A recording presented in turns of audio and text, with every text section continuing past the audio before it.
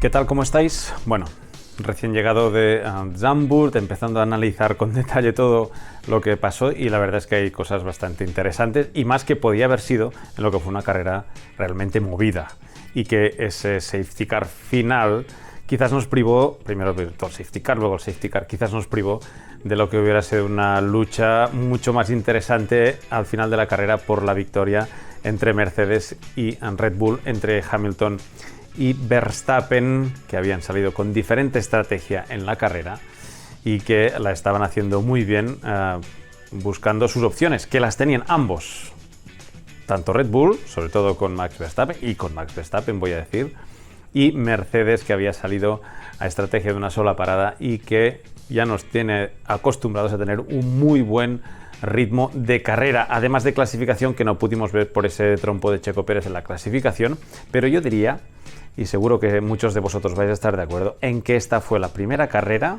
de esta temporada 2022 en la cual Mercedes tenía opciones claras de conseguir la victoria por méritos propios, no por lo que pudieran haber hecho los otros errores, salidas de pista, roturas. No. Porque Mercedes aquí tenía ritmo, estrategia y la confianza necesaria, creo yo, también es importante de sus pilotos, para conseguir la primera victoria de la temporada, algo que no sucedió porque, entre otras cosas, los safety car pusieron un poco patas arriba, y esa decisión final en la que Hamilton se quedó liderando la carrera con unos neumáticos medios que dieron para poco al lado de los blandos que habían prácticamente montado el resto de rivales. Una carrera en la que el protagonismo fue de Verstappen corriendo en casa, las buenas prestaciones de Mercedes, y yo que diría por tercera carrera consecutiva, porque venimos de un mal rendimiento en Hungría, venimos de un mal rendimiento en Spa, y también, y no podemos esconderlo, un mal rendimiento de Ferrari aquí en este Gran Premio de Holanda en Zandvoort. Pero no solamente era un mal rendimiento que hace que las estrategias, hagas la que hagas, al final nunca cuajen como quieres, sino que además hubo situaciones un poco complicadas en los boxes, que afectaron no solamente a Carlos Sainz en esa parada tan mala del principio, aunque todos vimos que no estaban preparados los neumáticos y que le dejó más de 10 segundos parado en la zona de pit stop de Ferrari, sino que también indirectamente afectó a Checo Pérez, que era el hombre que paró justo por detrás del piloto madrileño en esa primera parada anticipada en las primeras vueltas del Gran Premio de Holanda. Vamos a ver con detalle esto. Hay pocas novedades, ya veréis que pocas novedades técnicas de los equipos en un circuito que era de alta carga, muy diferente a lo que vivimos a Spa, y que afrontaron una carrera después de una clasificación muy apretada. Verstappen, Leclerc, Sainz a una décima, y eso que no pudimos ver la velocidad real de los Mercedes, que hubieran estado ahí segurísimo. Por tanto, realmente interesante y muy diferente a lo que vimos en Spa-Francorchamps. Pero sin duda, la imagen del fin de semana, aparte de la marea naranja que llenó Zandvoort y que generó un ambiente bestial, todo menos las bengalas. Fue bestial el ambiente de este fin de semana. Os lo recomiendo si algún año podéis ir para vivir el ambiente. Mejor si vais naranja. También os lo digo porque prácticamente todo el circuito era de aficionados, no todos, dando ánimos al héroe local. Pero la imagen del fin de semana, como os decía, fue ese pit stop prematuro a principio de carrera en el que entraron en la misma vuelta Carlos Sainz y Checo Pérez, un pit stop que fue un desastre, sobre todo para los hombres de rojo. Pero antes de empezar a analizar el pit stop, rápido repaso cómo funcionan los pit stops. Cuando para el coche, 3 mecánicos en cada esquina, uno que saca la rueda, este que tenéis aquí, normalmente a la zona más interior o más avanzada, vamos a decir, de la rueda. Aquí es el interior, aquí sería en el exterior. Depende un poco también de cada uno de los mecánicos. El pistolero, algo que yo había hecho en mi época de mecánico de Fórmula 1, es el hombre de los tres el que tiene más responsabilidad, porque es el que empieza a ejecutar la operación y el que la da por cerrada, es el que afloja y aprieta de nuevo la rueda. Por tanto, es el hombre que tiene más responsabilidad. Todos la tienen, pero sin duda el que tiene que es el responsable final de la esquina, y el hombre que pone el neumático nuevo, neumático viejo, neumático nuevo y por tanto que tiene que estar listo para que cuando llegue el coche puedan hacer esta operación en esos 2,2 segundos que lo hacen en la Fórmula 1. Aparte tenemos una persona levantando la parte trasera, otra persona levantando la parte delantera y estos dos hombres que veis aquí que lo que hacen es aguantar el balanceo del coche porque se levanta por la parte más central con un caballete muy pequeño, aquí lo veis, uy, se me ha ido la pantalla, aquí lo tenéis, muy estrechito y por tanto el monoplaza puede desestabilizarse.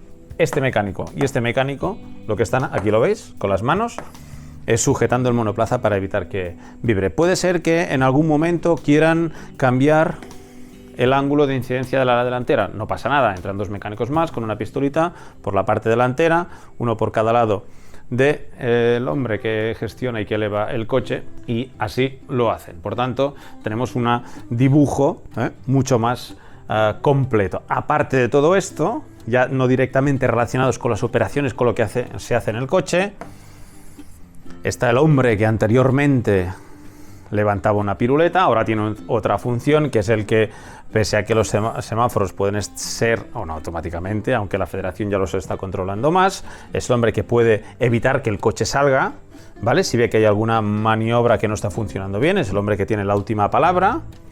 Y aparte, exteriormente vemos, por ejemplo, al gato delantero de repuesto, por si hay un problema en el principal, también lo tenemos, aquí lo veis. En la parte posterior hay un hombre con un gato de recambio por si hay un problema con el hombre que levanta el gato principal y luego siempre tenemos lo que se llaman hombres preparados aquí en las bombonas donde están esto funcionan, la diferencia de Fórmula 2 que os visteis que este fin de semana yo me fijé eran eléctricas, funcionan, son pistolas neumáticas, funcionan entre 25, 35, incluso 40 bares de presión, que son los que hacen girar la pistola. Las alas de recambio, etc, etc. Pero esto es básicamente lo que es el equipo de mecánicos que trabajan. Este hombre de aquí es lo que os decía de los que cambian la inclinación del ala, algo que está permitido durante la carrera. En definitiva, todo este equipo de gente están preparados para hacer un cambio de ruedas. Un cambio de ruedas en el cual en cada esquina no solamente el mecánico pistolero tiene una sola pistola, esta es la pistola, estas son las pistolas, sino que tiene dos. Tiene dos pistolas. Dos pistolas que no están alimentadas de la misma manguera, sino que son dos circuitos independientes. ¿Por qué? Pues porque si por A o por B tengo un problema en una de las líneas, no me afecta la otra y por tanto el aire, la presión que me alimenta una pistola, si tengo un problema en este sistema, no me afecte a la otra y siempre la tenga disponible. Por tanto, el mecánico que está al cargo de la pistola, el pistolero, siempre tiene dos pistolas disponibles, una primaria o principal que se llama y una secundaria, por si falla esta primera, poder tener una secundaria. Y lo que os decía, es completamente independiente. Dos mangueras, una para cada una de las pistolas, que además esta es la estructura de Alpine de la zona de los pit stops. Fijaros que aquí abajo tendríamos la otra, 1, 2, 3, 4, 5, 6, 7, 8 reguladores de presión independientes para cada una de las líneas de aire para mantener completamente independientes los circuitos. Durante los viernes, cuando hacen las prácticas de pit stop, fijaros, esto es una pantalla que hay justo detrás de la estructura de Alpine. Es una cosa que se hace en casa, en los headquarters, en las bases de los equipos, pero que Alpine lo hace durante el propio fin de semana. Fijaros, dividen en 4 pantallas.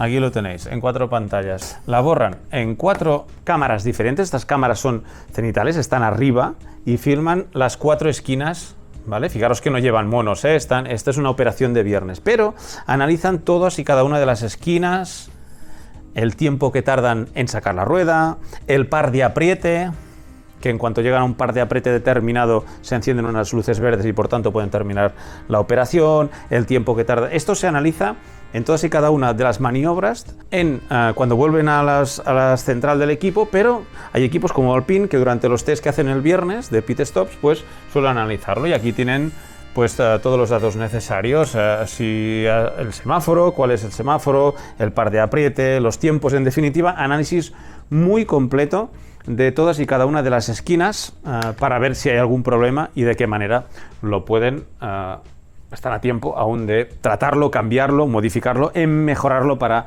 el fin de semana. Pero vamos a los hechos, vamos a qué pasó en ese pit stop de Ferrari y de Red Bull. Lo vamos a hacer por secuencia. La imagen no es de la más perfecta porque es una imagen cenital y que he querido tener en estas dimensiones para poder dar una dimensión más global de lo que sucedió. Primera imagen, entra Carlos Sainz, aquí lo tenéis, con el Ferrari, y dos cosas que me vienen a la mente en esta primera imagen. Los mecánicos de Red Bull están esperando a Checo Pérez, tienen los neumáticos preparados. Eso significa que la llamada tanto a los mecánicos como del piloto con el ingeniero fue anterior a la de Ferrari, porque los mecánicos de Ferrari, pese a que el coche ya está en el pit lane, no tienen los neumáticos preparados, no tienen los neumáticos para montar en el coche en la zona de pit stop. Aquí no hay mecánicos, no hay neumáticos con los mecánicos. Fijaros que solo hay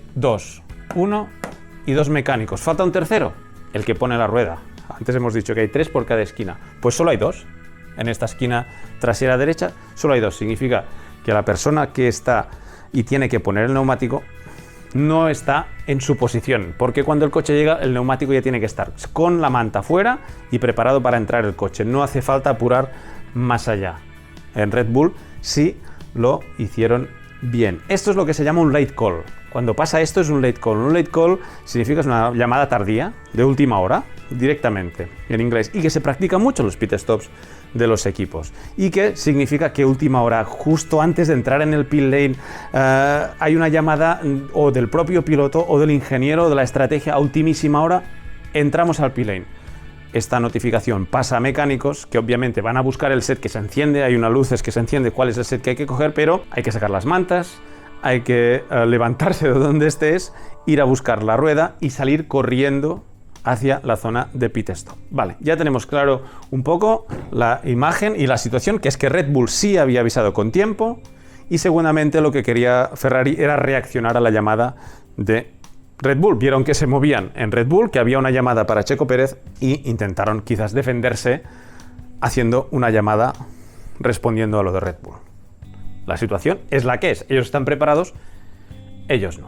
Si vamos a lo que os quería decir, y una última puntualización, el pit lane de Zandvoort es muy estrecho, no solamente de anchura entre la zona de boxes hasta el muro, sino que también el carril de aceleración es muy estrecho. Y sobre todo, entre equipo y equipo, la distancia es menor que en otros circuitos. Y Carlos Sainz, como muchos de los otros pilotos, para entrar a la zona donde hace el pit stop, tiene que acercarse mucho donde están los mecánicos de la rueda delantera izquierda de sus competidores. Y en la salida, ir muy justo de los mecánicos de la rueda delantera, trasera izquierda del equipo que tienen delante. Os digo que os fijéis aquí porque luego os lo recordaré. Pasa muy justo del mecánico que está preparado esperando a Checo Pérez. Siguiente frame, siguiente imagen. Carlos entra en la zona de boxes. ¿Y qué vemos? Están saliendo los neumáticos. ¿Qué pasa aquí? Tenemos 4 puntos. 1, 2, 3 y 4 puntos. Las 4 esquinas. Aún no están situados los neumáticos. Los neumáticos vienen del box. Y obviamente los que lo tienen más fácil para entregar estos neumáticos son la delantera derecha y la trasera derecha, porque en su camino no hay nada. ¿Cuál es la operación normal que suelen hacer la gente, los mecánicos que montan los neumáticos cuando hay tiempo para situarse en estas dos esquinas que son las que están más lejos de donde están los neumáticos? Pues directamente por medio de la zona de pit stop, porque el coche viene más tarde. Pero ¿qué pasa? Llamada tardía de última hora, y lo que no puede hacer ahora este mecánico con esta rueda que quiere ir a esta zona de aquí, y este que está aquí con la otra rueda, no puede pasar por delante de un coche que, pese a ir más lento, van a 60 km por hora, y lo que hacen es intentar apurar al máximo la velocidad. Por tanto, y lo veremos en la siguiente imagen, se encuentran bloqueados.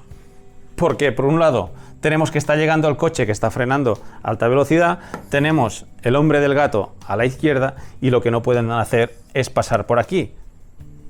Pero tampoco lo que no puede hacer el mecánico que lleva la rueda trasera izquierda es hacer este recorrido.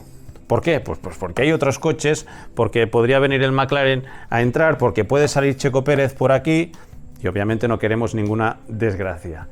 El mecánico de la rueda trasera izquierda tiene que hacer todo este recorrido para llegar a su posición. Trasera derecha estaba ya llegando, trasera izquierda estaba ya delantera derecha, perdón, estaba ya llegando.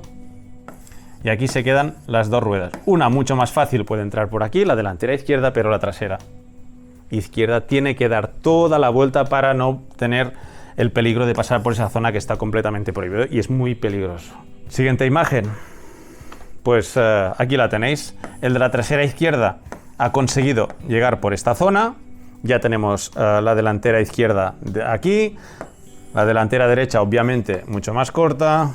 La trasera derecha también mucho más corta, pero seguimos con dos mecánicos.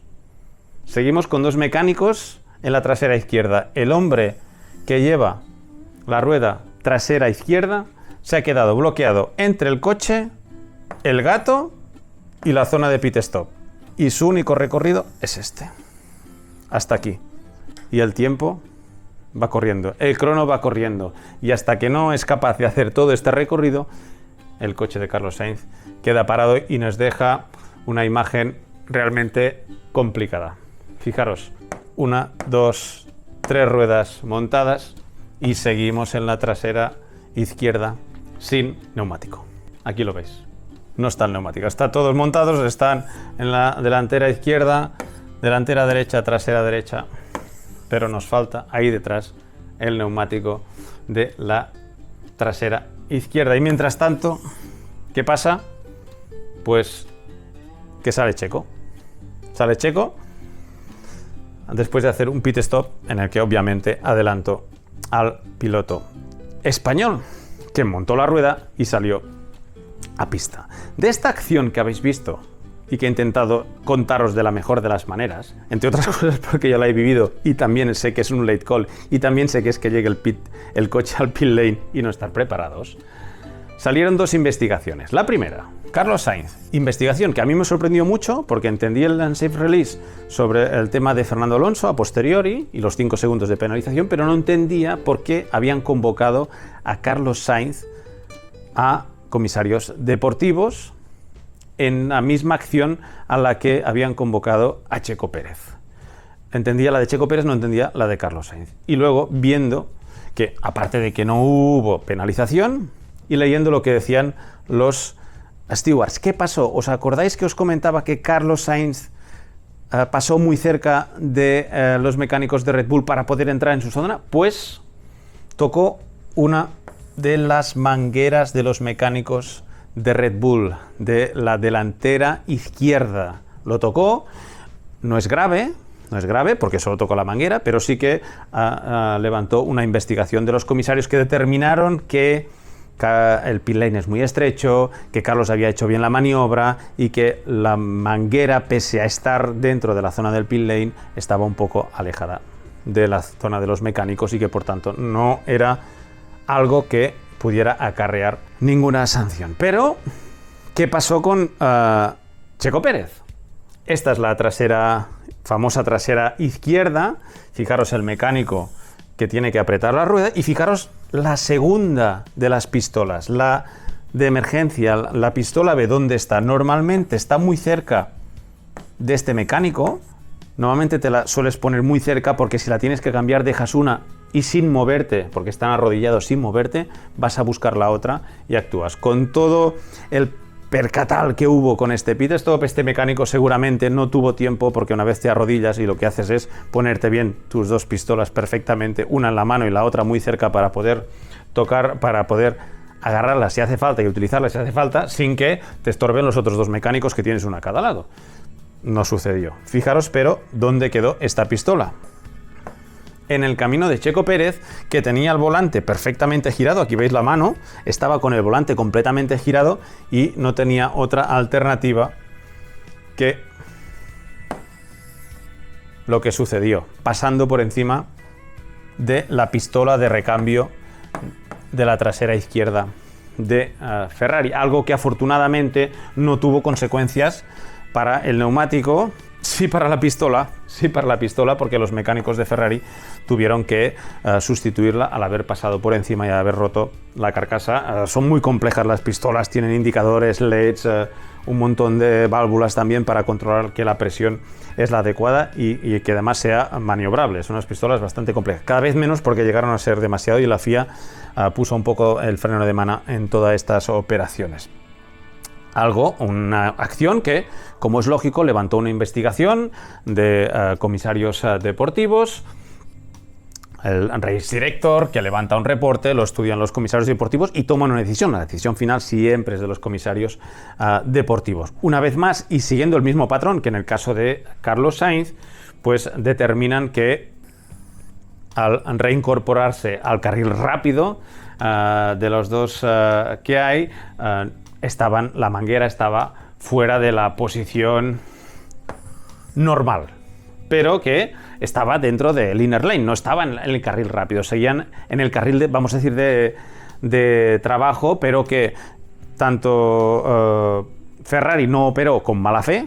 Eso también es importante, porque claro, también les puede tirar la pistola en medio del pit lane, pero sobre todo que Checo Pérez hizo todo lo posible para intentar evitarlo, pero obviamente en un pit lane tan estrecho como el de Zandvoort era bastante inevitable. En definitiva, no hubo más sanciones y no hubo más daños que en la pistola que hemos visto, y sobre todo ese tiempo que perdió Carlos Sainz en el pit stop, algo que no fue determinante al final, lo fue en ese momento, pero sobre todo la falta de rima y penalizó y mucho el rendimiento del piloto español, que aquí también perdió posiciones y en definitiva no fue un fin de semana bueno, no solamente para Ferrari, pero yo creo que en el caso de Carlos, con todo lo que fue sucediendo luego en la carrera, fue peor para olvidar. Otra cosa, ahora que estamos metidos en la carrera de lleno, que llamó mucho la atención, sobre todo durante la propia carrera, porque había muchos interrogantes que no entendíamos de lo que estaba pasando con este hombre, Yuki Tsunoda, que entra a pit stop, sale, empieza a gritar por radio que hay una rueda suelta, se para, está un tiempo determinado parado, medio minuto, ¿qué está pasando? Vuelve a arrancar el coche, sigue, entra a boxes, vemos que le están trabajando en la zona de los cinturones, vuelve a salir y vuelve a parar el coche. Toda una secuencia de hechos que la verdad es que nos volvió un poco locos y nos dejó muchos interrogantes. Pues bueno, tuvimos que esperar al final de la carrera a oír lo que decía el piloto, ahí la tenemos, el piloto japonés, pero sobre todo cuál era el reporte que tenían a los comisarios deportivos, porque obviamente había que levantar una investigación y ver qué es lo que había hecho el piloto japonés, que al final terminó con una reprimenda que, por cierto, acarreará 10 puestos de penalización en la parrilla de salida del Gran Premio de Italia. Cosas. Primera, salió de los boxes, Tsunoda pensó que había una rueda floja, notaba algo inestable en el eje trasero, pensó que era una rueda floja, lo comunicó por radio, paró y los comisarios deportivos dicen que en ese momento aflojó los cinturones, aunque no los soltó, aflojó los cinturones.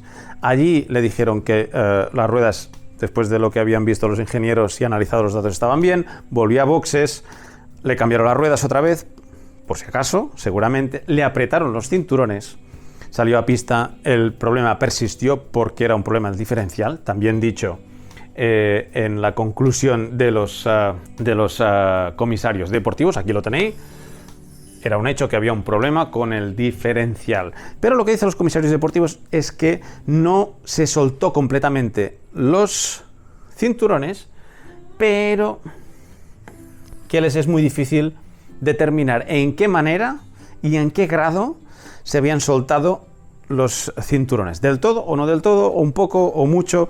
A mí la verdad es que desde fuera tal como estaban operando los mecánicos, es que se había soltado. Quizás no del todo, quizás alguno de los 6 puntos estaba aún atado, en realidad son 1, 2, 3, 4, 5 puntos de fijación en la zona de fijación central. No lo sé, a mí tal como estaban operando los mecánicos, trabajando para volver a situar, más que retensar, me dio la sensación que estaban intentando volver a entrar los cinturones, pero es una cosa muy complicada de determinar si no estás allí viéndole, porque no hay obviamente sensores, pero es lo que dicen los comisarios deportivos con los datos que tienen, con toda la información que es mucho más que la nuestra, y que lo mío son percepciones y por tanto no va a ir más allá de todo este incidente que puso la cabeza patas arriba, que obligó a salir el safety car y que todos vimos lo que pasó a posteriori con ese adelantamiento de Max Verstappen a Lewis Hamilton, y que le permitió liderar la carrera hasta la bandera de cuadros. Pocas novedades técnicas este fin de semana, y ya dejamos un poco el tema de los pit stops y de lo que sucedió en el pit lane, que fueron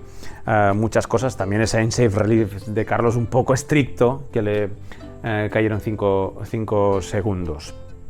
Pocas novedades técnicas, alguna ala delantera, algún beam wing, alguna zona de frenos, poquísimas, y yo creo que será una tónica de aquí a final de temporada, porque están llegando al límite de la pasta a los equipos, y aparte de Monza, en que veremos alas de muy poca carga aerodinámica, yo creo que a partir de ahí ya los equipos estarán trabajando para el coche de 2023, que ya lo están haciendo, pero más que nunca.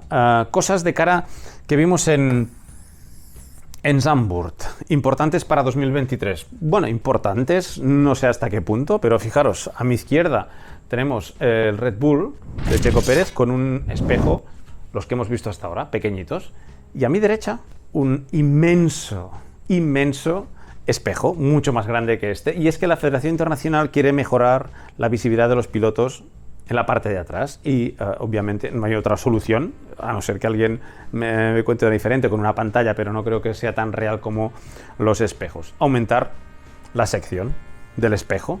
El espejo es igual que el de un coche normal y corriente, no son digitales, es un material reflectante, y lo que he hecho es partir en dos esta pantalla y poneros uno de 2022, que son los actuales, y los que ha querido probar la Federación Internacional, mucha más superficie para poder ver lo que está pasando detrás, que no lo que teníamos ahora en 2022. Es una medida que quiere implementarse en 2023, como es una medida de seguridad pueden cambiarla cuando quieran, pero sí que han permitido a los equipos en los Libres 1 probarlos para dos cosas. Primero, tener buena información y buen feedback de los pilotos. ¿Qué os ha parecido? ¿Veis mejor? ¿Veis peor? ¿Os ayuda? ¿Es más seguro? Importante, la seguridad por delante de todo. Y segundo, para los equipos, cuidado que esto puede ir implementado en 2023. Si queréis tomar datos, os lo permitimos en los Libres 1, porque este coche ahora con este espejo no es legal, pero la Federación Internacional se lo permitió en los Libres 1 para que los equipos probaran. Y claro, hemos visto los de Red Bull, aquí vemos el mazacote también de Mercedes, manteniendo toda la otra estructura, no han cambiado nada, pero sí que han hecho un espejo mucho más grande, todos hechos en Rapid Prototyping, para poder hacer un prototipo rápido, además, y que les permitiera, porque no es una pieza ni mucho menos definitiva, algunas más elaboradas que otras. Fijaros en esta de Aston Martin, con todos los diferentes elementos, prácticamente copiando y evolucionando incluso la que tienen actualmente en el coche, que tiene una forma parecida, aunque no tan compleja como en este caso, intentando también tener datos de cara a la próxima temporada, que no solamente van a ir al túnel de viento, sino que puedan tener con los espejos y de qué manera les puede afectar cuando vayan a CFD. Ya estos son cosas de la parrilla, fotos que voy haciendo yo por la parrilla, y que me gusta mucho, no solamente fijarme en las salidas, sino cuando soplan el aire frío para enfriar los coches de la parrilla. Fijaros en este flujo de aire que sigue perfectamente todas las salidas y que nos da pistas de cómo es estructuralmente y cómo utilizan estas salidas de refrigeración los equipos para, obviamente, tener un beneficio aerodinámico muy diferente, ¿eh? ¿Habéis visto la de Aston Martin? Fijaros la de Mercedes, cómo es completamente diferente. Aquí veis el humo blanco, cómo además va muy pegado al pontón.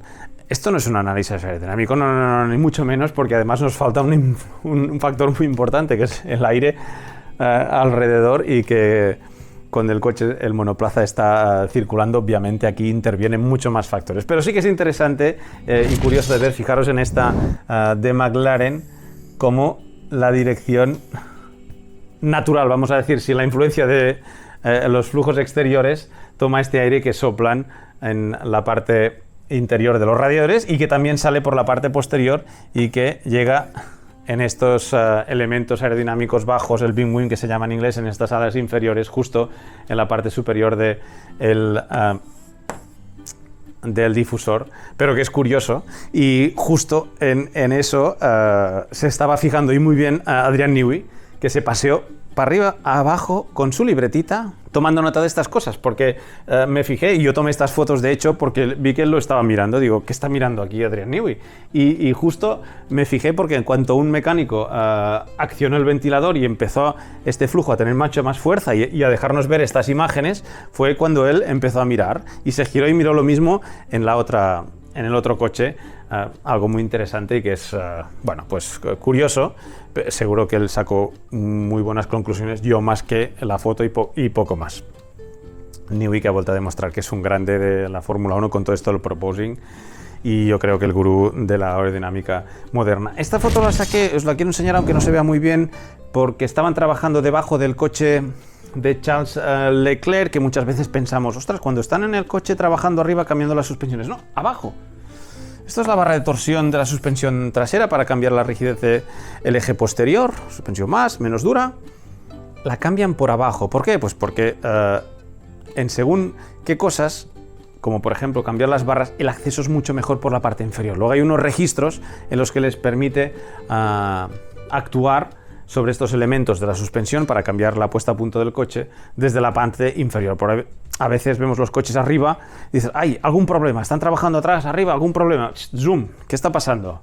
Venga, teléfono, zoom, y vemos aquí los dos extremos de las barras de torsión, cambio de setup, no encendamos alarmas y por tanto vamos a ver qué es lo que está haciendo y el comportamiento. Y una cosa importante antes de cerrar el capítulo de Zandvoort, la grava con el pegamento, la grava con la resina en esta zona interior.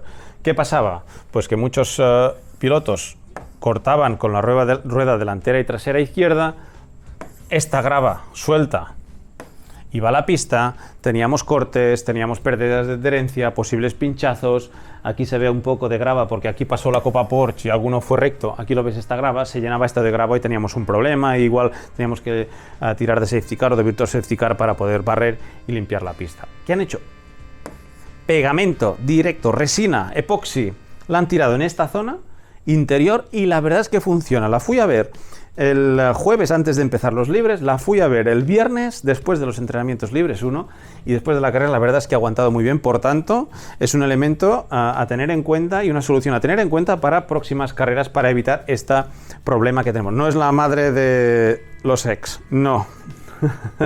no es la solución para todo, pero sí para estos casos en los que queramos evitar que en caso de que se pueda cortar la grava vaya a la pista. Por tanto, situación y solución imaginativa, interesante y que ha funcionado, porque yo creo que había muchos interrogantes encima de la mesa y que además Pirelli nos reportaba dos cosas. La primera, que había muchos menos cortes que el año pasado en la misma situación, importante, paso adelante, y la segunda, que estructuralmente el neumático no recibía impactos con más energía y más dañinos que, por ejemplo, los que pueda sufrir con un piano. La verdad es que si tú pasabas el pie o la mano, dolía, pero que el neumático no recibía estos impactos y por tanto no había consecuencias más allá de las propias de dañar el neumático, de pasar por encima de una superficie mucho más rugosa de lo normal, mucho más abrasiva que el propio asfalto. Como siempre, la foto de las Fábrega lecciones de este fin de semana.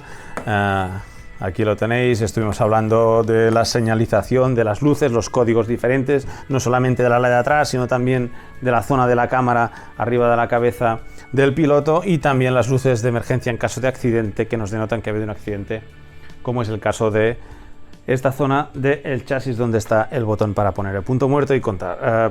Bueno, cosas interesantes que además con mi amigo Simón estuvimos aquí trabajando y haciendo nuestros inventos que nos lo pasamos muy bien, disfrutamos y con el que yo también aprendí, porque los códigos, los hercios y los ciclos todos veíamos ahí las luces que, oh, qué bonito, qué diferentes colores, y aquí, ¿y qué significan? Pues tuve que ir a preguntar, apuntar y intenté pues transmitiroslo a vosotros, los que pudisteis ver las fábricas de lecciones de este fin de semana, y que seguimos trabajando para la próxima. Ya sabéis que si os ha gustado el vídeo le dais al like, os suscribís al canal, como siempre fantástica la interactiva de Rico, y nada, que corto aquí y me voy derrapando a preparar las nuevas fábricas, lecciones para el Gran Premio de Italia, un clásico, el Templo de Velocidad. Nos vemos en Monza la semana que viene, que disfrutéis.